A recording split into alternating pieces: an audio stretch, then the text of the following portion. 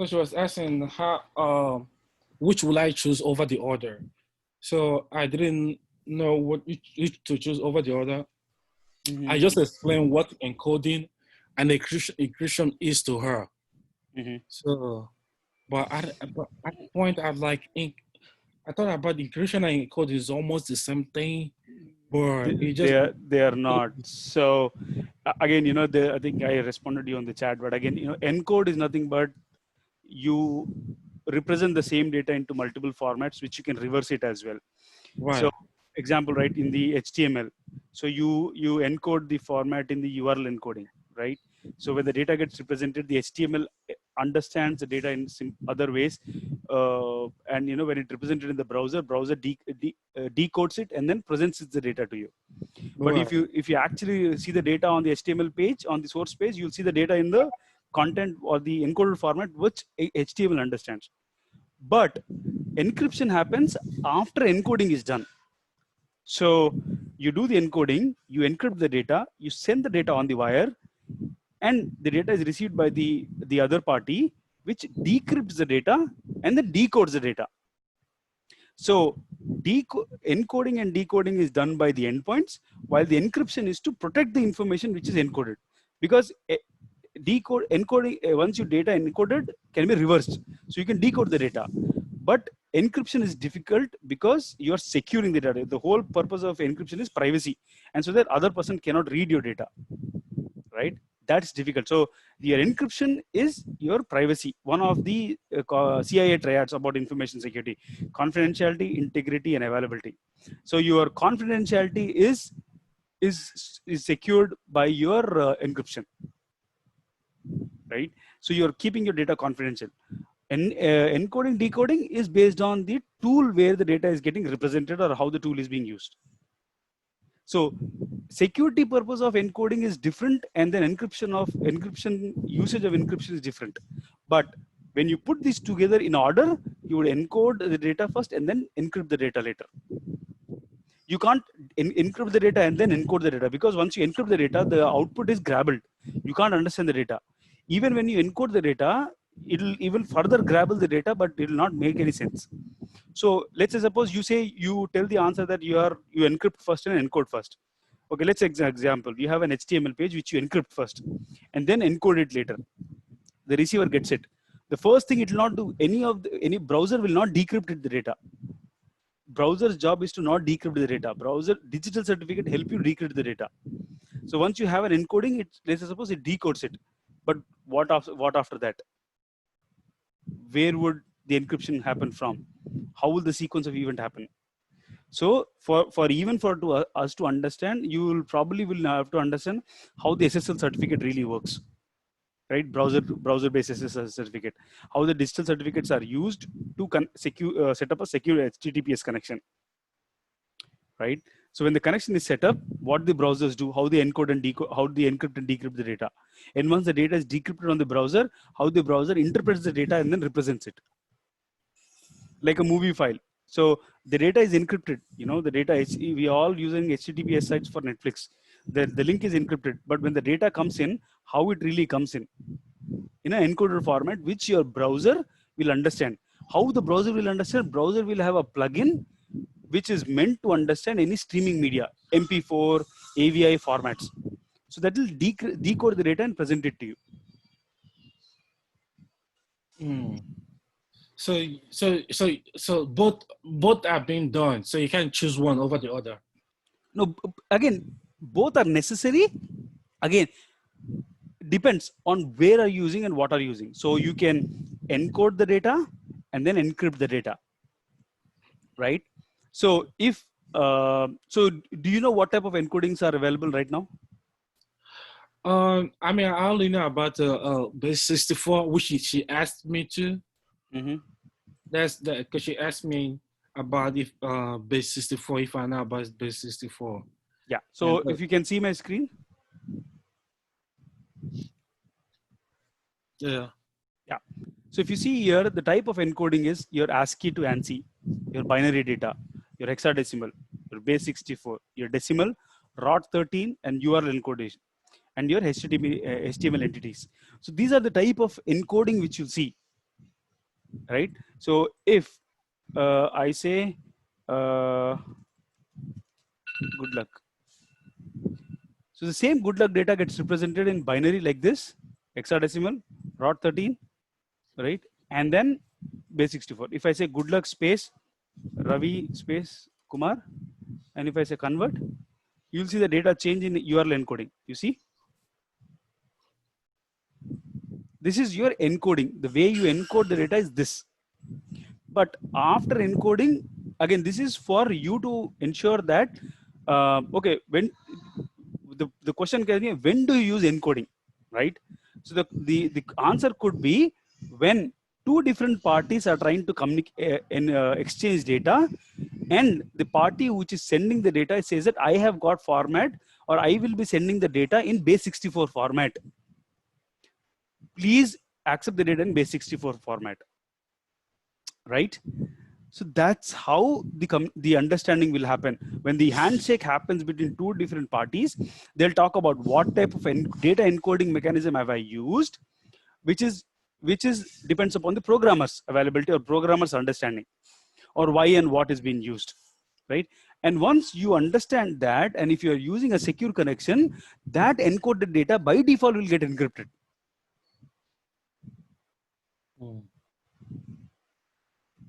Right? So that is how. So encoding of data is purely dependent upon, let's say suppose look at the page source. We have this page source. You have these characters, right? This is characters, which is output of what we have represented here. So there are multiple formats, like, you know, why this format is being used, why the data is getting encoded in such a format.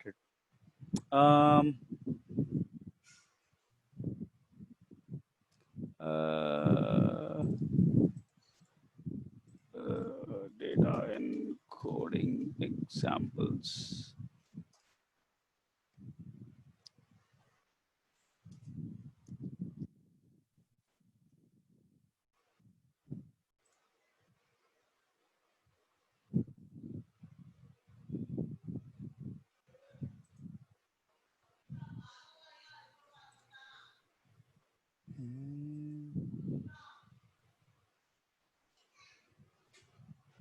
You see here, if you have a data which is called your CSV file, so it will say encoding format of UTF-8. What type of encoding is that? Probably it's the browser which understands and then represents it. Again, it will also be talking about like what type of parser is that to decode the data. These are specific way of encoding data and sending it. But in a web page, in a web HTML type of data, the traditional known are these one, like your binary data or hexadecimal or base 64 or rod 13 or URL encoded data, right, or HTML data. This is what the encoding mechanisms are available for other person to really understand and decode the data. Again, it could be your language as well.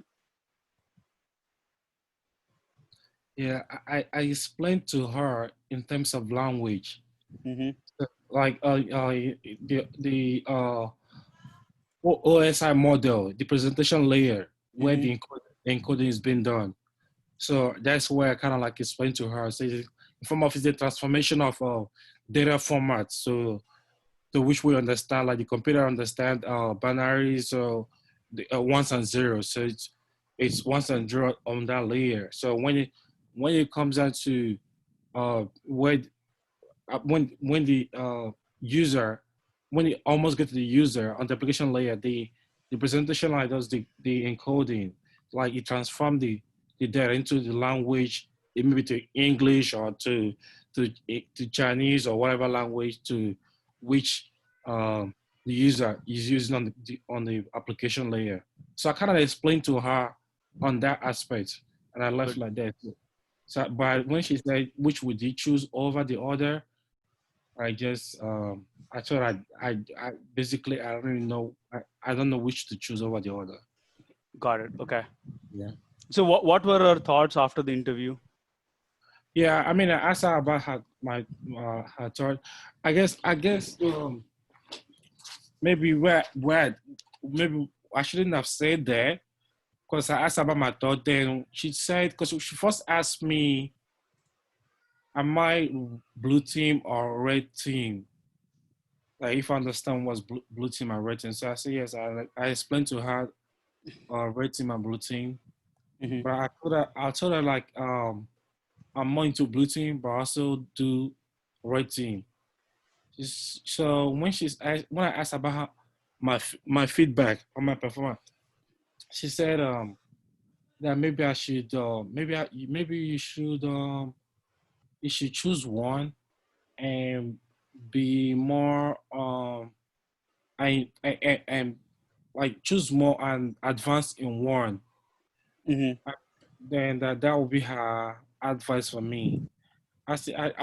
Then I told her yes. I'm into blue team more, but I also do red team a little bit because I tend to understand the attacker process, the attacker mindset. So it makes my different makes my blue team more my skills in blue team more effective. So because I need to understand think like the attacker. So that's why I do a little bit of um a little bit of red team. She said okay. Got it. Yeah. I mean, I don't know. At the point she asked me, see if I enter www.google.com, what happens?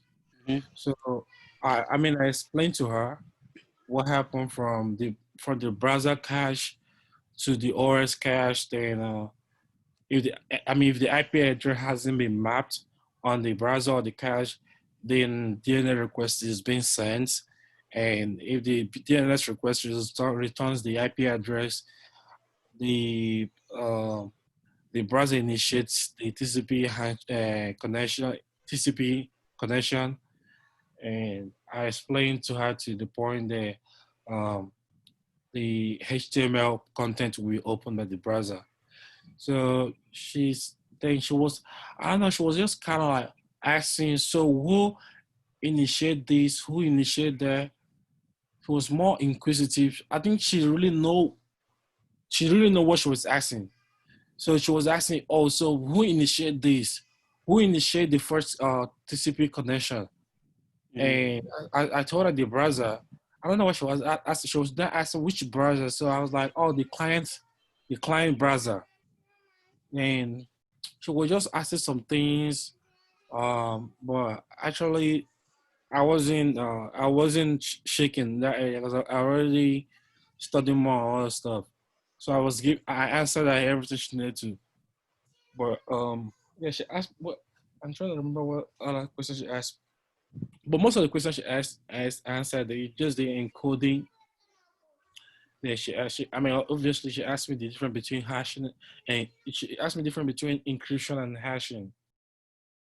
And Got it. but the only question that I know that I was kind of like a little bit worried was that one. Then the first one with the IBM one. I mean, I kind of dealt with most of the questions they asked me to. Like I think the only way only place I messed up was when he asked me the application, the whitelisting and blacklisting. He asked me to explain whitelisting. That one was actually a panel, so they were all asking me questions. So when they asked me the whitelisting and blacklisting, but I forgot how they put it to me. So, but how they put it to me, what it means is that which one is more important to the company. So I cannot choose blacklisting, but and I explain blacklisting. But when I kind of like talk with my friends and we discuss about it, so I kind of realized maybe my answer should have been whitelisting. So they're like, which would you more like prefer in the company? Like, which would Mm-hmm. you prefer over the other? I choose blacklisting. And he asked me why, and I explained why I choose blacklisting. Got it. Got it. So when are you waiting for hearing the result, or she said they'll get back to you?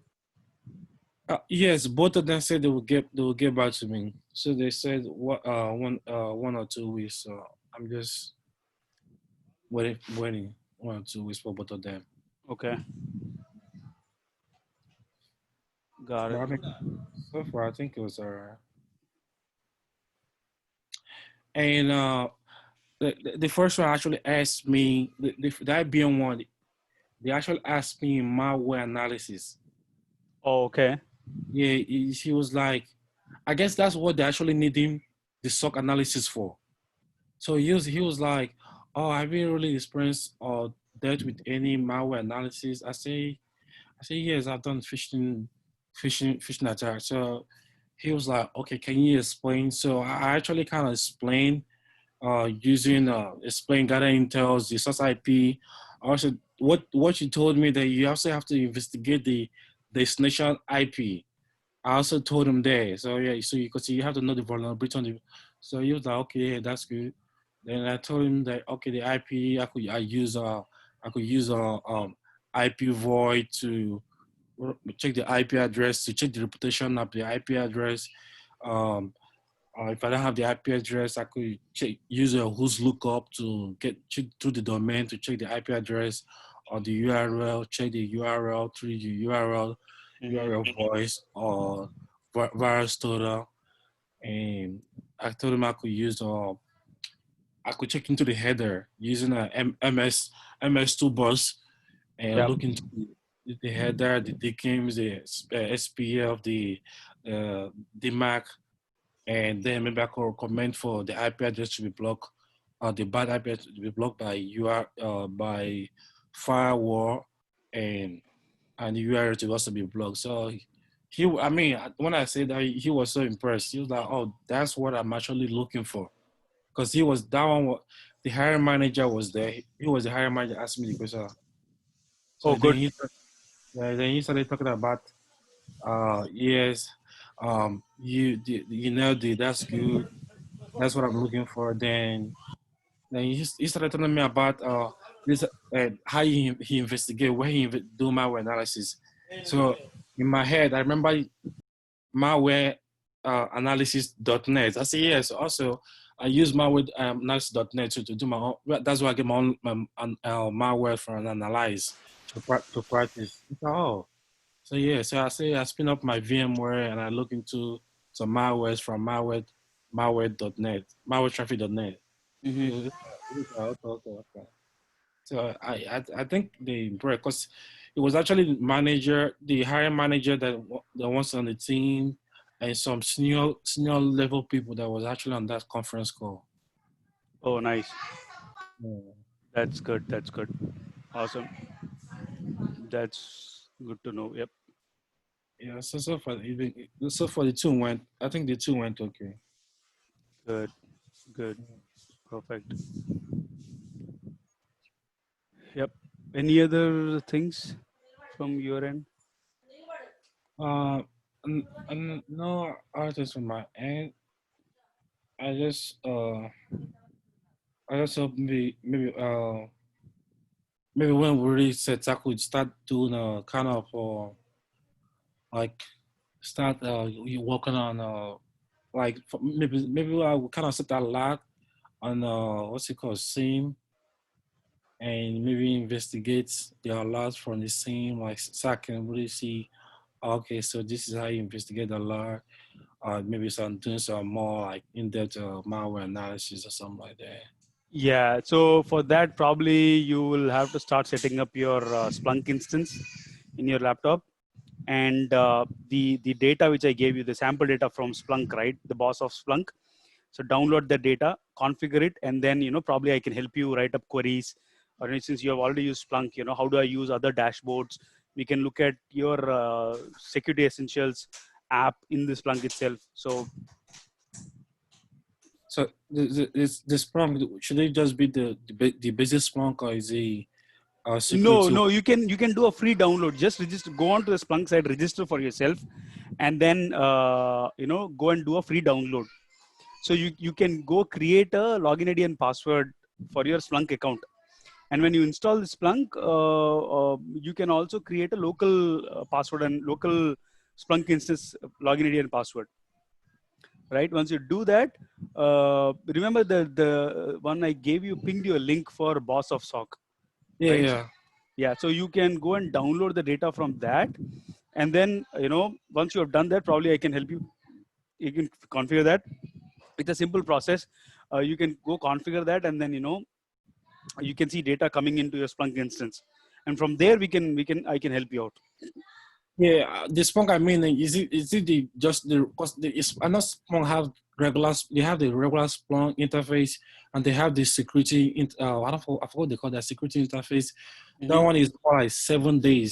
Then the other one is 30 days free. No, the 30 days free is the one what you're looking for. The 7 days free is only allowed for corporates. Okay, But 7 days.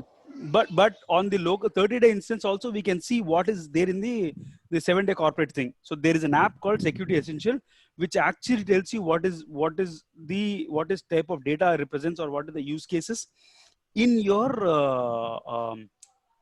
how do you call it, in your 7-day trial, like the enterprise security app. So that I will show you how to install. That's for free. You don't need any subscription. You don't need to pay anything for that. Yeah. Okay. Yeah. Because I still have an account on that one. Yeah. Yeah. Okay. Yeah. So I mean, I guess that will be the next thing. So I mean, I already have it. So, but I guess that will be the next session. We'll start with that one. Sure. Yeah. Absolutely. Whenever you have the lab setup or the Splunk setup, you can share your screen. I can walk you through, and from there we can go. Yeah. Yeah. I'm not. So I think I already got it set up. I don't know, but maybe because of time, maybe next time at SOC we'll start from there. So yep. Sure. Definitely. If you download the boss of SOC, try to download that first, so that whenever we meet next time, I can show you how to configure the data. Okay. All right. So I need to download that first, then download Security Essential. Yep. And then you can look for the Security Essential app as well from the Splunk console itself. So you can download it from there. But yep. Okay. That works. Yeah. Then I can walk you through and explain you, from a security point of view or SOC point of view, what dashboard you should look at, what does it make sense, use cases, why it is there, what type of data source do you need, and how do you write queries, alerts, dashboards, and everything I can explain you. Yeah, because the lady she kind of like wanted to ask me, do I write queries? Do I write use cases a lot? So I knew I wasn't too confident about the writing of use cases. So I told her, yes, I do write use cases sometimes, but not much very often. So because I almost said yes, I do write a lot use cases. I mean, if we have really worked on use cases, I would have said more confidently. But I thought I write some because I already knew that she's the kind of person that like asking more questions. Okay, so what do you do first? What do you do last? What do you do next? So I already knew she's that kind of person. So she's more inquisitive. So that's why I didn't want to tell her, oh, I do it a lot. So I just told her I do sometime. Then she didn't ask me more questions on that use case if I do on how I write the use cases. So she didn't ask me more because normally everything I tell her yes I do, she asked me more in depth. Okay, explain to me this, explain to me that. So I didn't just tell her that I do more use cases. I told her I do a little bit. I write a little bit more, a little bit of use cases, but not really that much. And when she also asked me about the vulnerability. She said, okay, since I do a recon to find out the vulnerability, and there, so which of the applications are more vulnerable, like you say, I think I should have used the ones that are misconfigured are more the ones that are more vulnerable. But I told her if the app that I think that are more vulnerable is web server. That's why, because when she asked me what app do I think is more vulnerable, I told her web server. That's why I told her. Okay. But, yeah.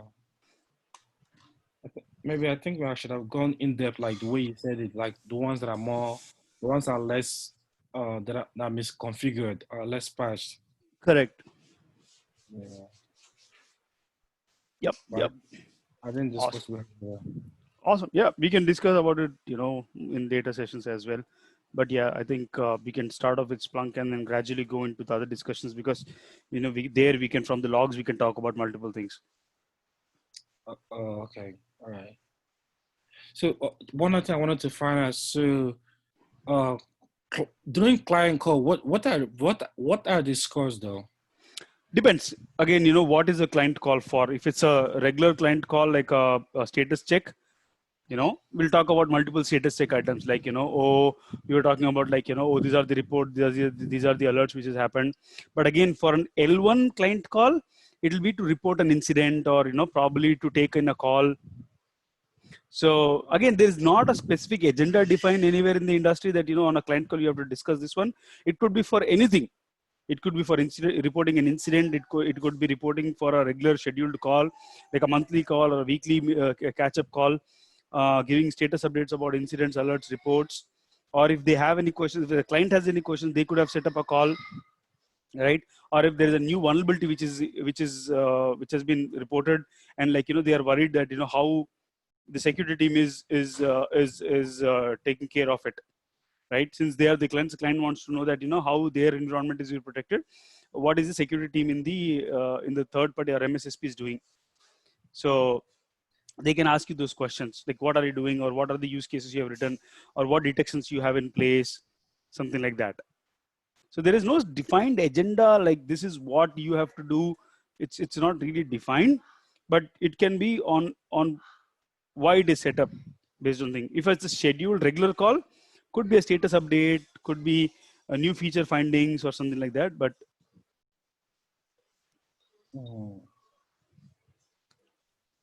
But it's every week, right?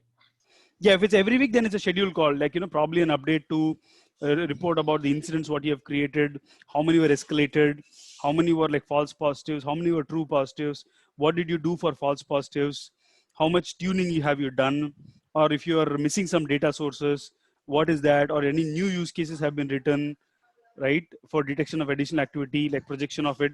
So some of these items can be discussed there.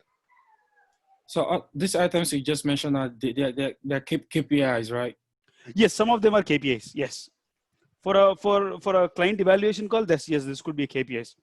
Like, in a day, in a week, I handled like some of XYZ incidents or alerts. From the XYZ alerts I saw, or we handled, we found that there are 7 incidents which actually did impact the organization, or like phishing email or a malware alert or something like that, right?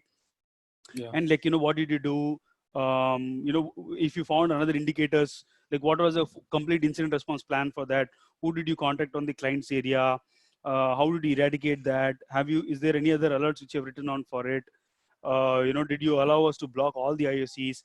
Did you observe any other activity from those incidents, right? From malware incidents or anything else, like, and then how are you constantly protecting us, or anything else you have seen from similarly for that? So some of the questions, like, which can like questions from a topic, it can branch out to multiple questions. Okay. Um. So the new vulnerabilities, where like how do you? I mean, I know about Sideware and some other sites, but how do you keep up to date, like knowing the new malwares that are You can't really keep up to date, but what you can do is follow the Microsoft's weekly or patch Tuesday. There is an email comes from Microsoft or from other vendors as well. Like, you can go to Qualys, or you can go to Nessus. They're like, typical vulnerability vendors, for getting updates about all the vulnerabilities. So they maintain a tracker of all the vulnerabilities. Or you can go for what is this CVE scores which are assigned. So you can go to multiple sites to read about vulnerabilities, or you can listen to them on the podcast, like the SANS podcast, because SANS will definitely bring up any major vulnerabilities which is exploited or reported. So not that you have to go read everything, because everything you'll not be able to catch every vulnerability. So the best option is look at the listen to the podcast from like SANS or other podcasts where they talk about vulnerabilities, and like, focus on 0 days or critical alerts. critical vulnerabilities. So that will be easy for you, because anything lower to that, you'll actually drown in the list of vulnerabilities. You'll not be able to even read through top 10 or top 50. So it's best to look at 0 days, or where there is no really patch available, but there is an advertisement out there. Most of the security websites will actually report it. So you can go read that, look at the podcast, and follow this Qualys or Nessus or any of the vulnerability vulnerability scanning vendor. Oh, okay. Yeah, medicine. I guess I'll just check into that one. Yep. So, like in terms of compliance, it's as a SOC, are you working as maybe as L1 SOC analyst? Are you working in compliance with anything? No, SOC roles are not in compliance. See, the compliance talks about you have to do some activities, or you have to review some activities, or you have to log some activities in your Right. from in your devices, or from your devices, or from your environment, right? It doesn't Right. dictate any terminology, or it doesn't dictate how the team should be structured, because it's highly impossible to structure every team should be structured like how the compliance is saying, because some teams are only 3 or 4 members. In those 3 or 4 members, you can't have an L1, L2, and L3, or even have an L1 and L2 and a manager. You can't have that. So in those cases, the compliance will only talk about if your compliance requirement is PCI DSS or HIPAA, or for any other like COBIT or anything else for that matter, like your GDPR. It will say that you have to monitor XYZ. You have to have these firewall logs. You have to have these Windows logs. You have to have these malware logs. You have to review them and then keep in store for, let's say, suppose 90 days to 180 days, or have reports depicting any malware reports, or show any proof of continuous monitoring, right? So they'll ask you for proofs, but they will never dictate how the team should be structured. Okay. All right. So the compliance things has to do with knowing the number, the type of log that should be logged.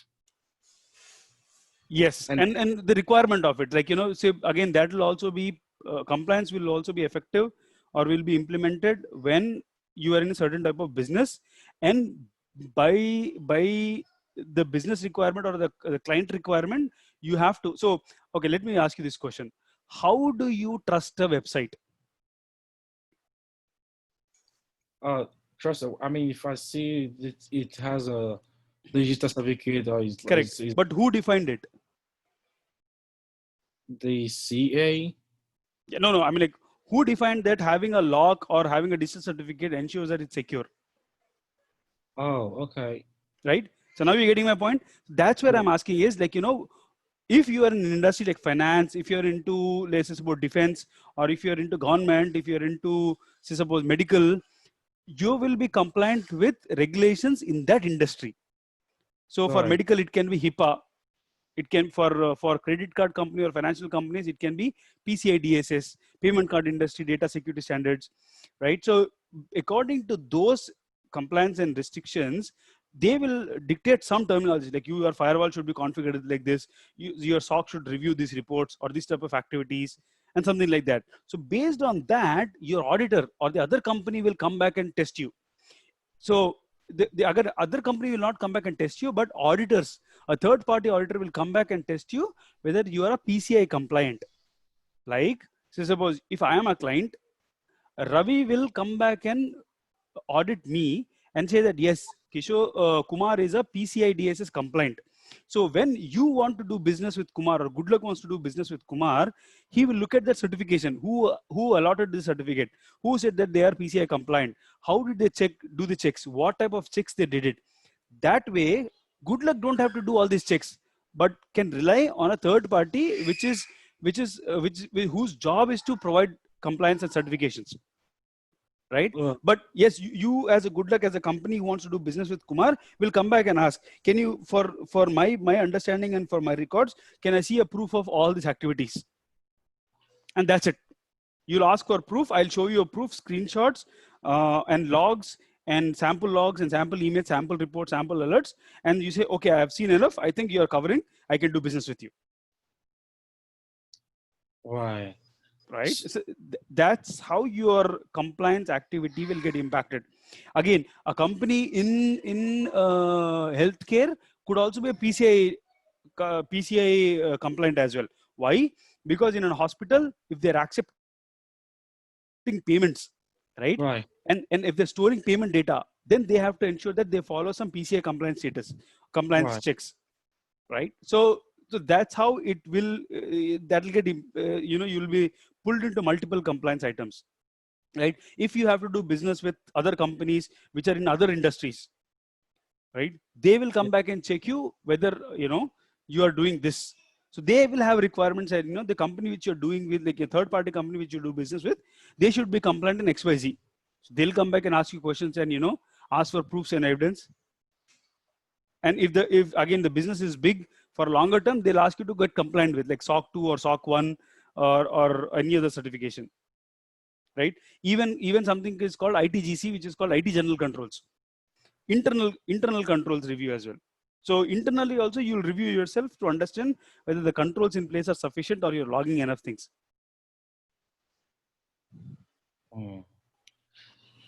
So to my understanding, it's not the SOC team that actually does this logging. Who does the logging? Who enables the logins? So again, SOC could be the one who will be suggesting what needs to be logged. When a SIEM is set up, SOC will be the one who will be sitting at the table and telling that I need these type of logs. I need firewall log, I need my endpoint log, I need my antivirus log, I need my vulnerability data log, I need my Windows authentication logs, I need my proxy logs, I need my email logs, I need my database logs, right? I need my switches and router logs. So why SOC will say all these logs are required. What level of logging is what you'll require or log in your environment is a decision which again SOC has to tell based on multiple factors. First of all, could be your license requirement and the logging policy. There is every company will have a logging policy, like what type of data you should be logging into your SIEM and what type of activity you should log. Like I should log login, log off. I should log activities when somebody is deleting the logged audit data. And if somebody's account is created, some accounts have been provided with additional privilege, something like that. So all this activity will be recorded in the document and say that, okay, for Windows, I need this type of activity to be logged. For firewall, I need all this activity to be logged. And this is the settings. According to this, the firewall should be configured, right? So because firewalls will have logging levels, like severity levels, informational, warning, low severity, medium severity, or high severity critical alerts. So you will say that, okay, informational alerts will come in abundance and they'll come in a lot. So I don't want to look at information logs. That doesn't provide me a lot of data. So I'll only start logging the data from anything above warning and above, like warning, low, medium, and critical. Some companies only log data. Some companies will only log data, what do you call, some companies only log data when, they have, they have restrictions, like data restrictions or something like that. So 83 for 17. So And 14. like let's say for example for PCI right now, 86. how 86. where would I see? We subtract these two. No, 100 కాదంటున్నా అందుకని 20. Ravi, can you go on mute? Let me mute. Sorry. Okay. So for PCI compliance. Yeah. So which is it going to be on the PCI website to see the types of log that PCI is needed to be logged? Yes. It's on PCI website. So you have your documentation library. Documentation library. Okay. All right. Okay, so okay, I'll go into documentation library to check some of the. Yeah, then you have your point of interaction or modular security requirements. Um,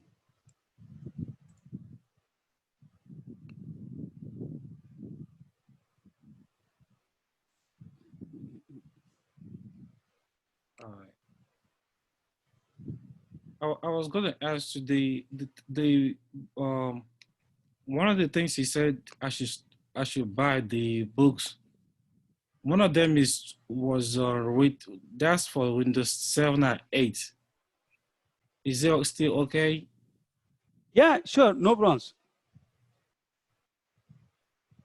Because I was wondering, so since it's 17 and since it was Windows 7 and Windows 8, so it's kind of like updated right now. Most people are not using Windows 7. No, some of the concepts would remain the same, some would change, so it's fine. You can, at least for you to start off, some start is good enough, right?